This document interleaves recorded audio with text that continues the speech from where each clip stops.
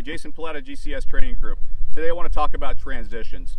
If I'm up on target with my long gun, I put rounds down range to limit my threat because and then I encounter a malfunction, a type 1, type 2, or type 3 malfunction, and I need to transition.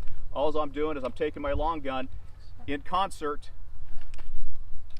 I'm folding my long gun this way as I'm going for my sidearm. Once I come up with my sidearm, I deliver rounds, eliminate the threat, reprocess the information.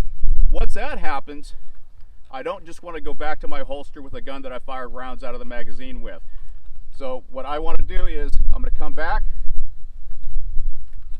I'm going to go for my spare mag, do a tactical reload. This is a partial, so now I can take my long rifle, address what's going on with that, and then I can go back to the holster with my sidearm, knowing that I have a full magazine the same way that I pulled it out with.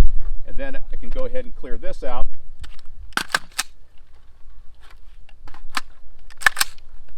And I'm back up on target, ready to go. Rolling? Yep.